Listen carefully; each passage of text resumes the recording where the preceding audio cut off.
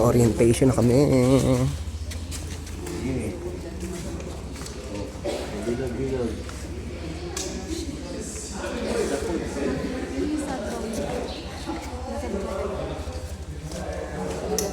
And so, unang-una po sa lahat, i-acknowledge po natin yung presence ni Lord kasi sa hinabahaba po ng biyahe nyo, ay thank you kayong nakarating po sa Barangay Ampukaw, Itogon, Benguet, kung saan po matatagpuan si Mount Ulap Executive.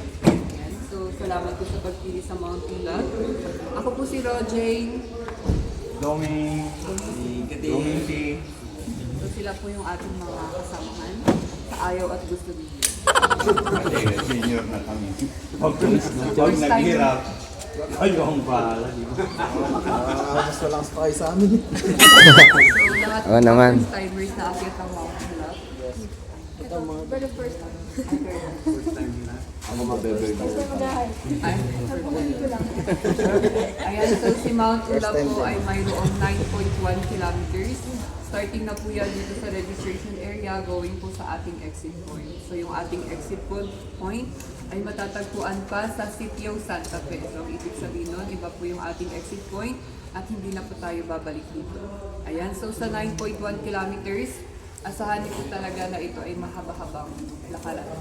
So hanggang summit, kung mabilis po tayo, siguro makukuha po natin siya ng 5 hours. So sa 9.1, meron tayo tatlong bundok na pupuntahan. Yung first peak natin, ito yung tinatawag nilang ang Banaw Power. So ito po ay salitang lokal, na ang ibig sabihin ay malawak na damuhan. So pagdating po natin pala ang yan. first peak, yun po ay open trail. So ngayon, mataas na po yung araw. So pagdating po doon, ay Mainit dun. So yun po ay open trail. At yun ay may layong 3.6 kilometers mula pa po dito. So yung trail po puntang first peak, more on paahon. Unang bungad ba lang puros mga paahon.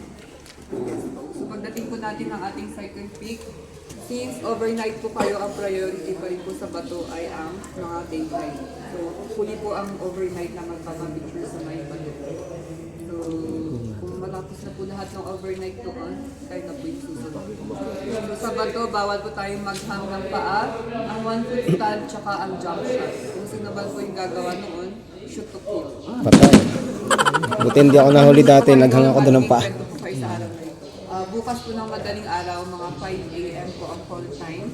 Aakit po tayo ng summit para mag-sunrise. So ngayon, doon muna po tayo sa shortcut, papuntang tindahan. Para doon tayo kayo kakain, magpapahinga at mag-set up po yung mga guests.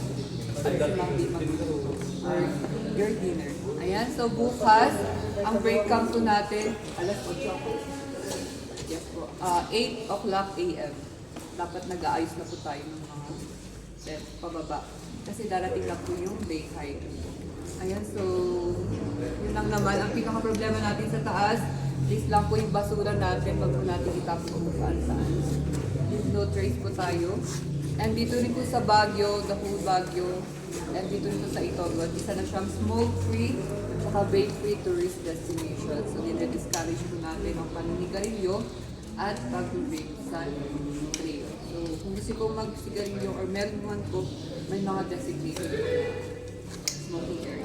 Yun, meron pala eh. Campsite. Ayan, so yun lang naman. Sino tag dito? So si Tatay Doming po yung pinag-fever. So ako po sa gitna, tapos si Tatay po yung pinag-fever. So dumaan lang po tayo sa tamang mga daanan. Huwag po tayong gumawa ng natin train. Kasi ang bundok po na ito ay nanliligaw. Marami na pong hindi nahanapan. Charot lang. Yun lang, dumaan po tayo sa tamang daan. Ngayon pa lang daw. So yun lang naman po. Kung may questions, magtatanong-tanong na lang po. Sa group picture mo. Puro malindahan yung pupuntahan ng paano yan.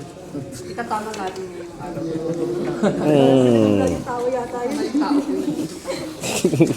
Ulit tao pala. Organic encounter. Ulit tao pala. Okay, picture doon tayo.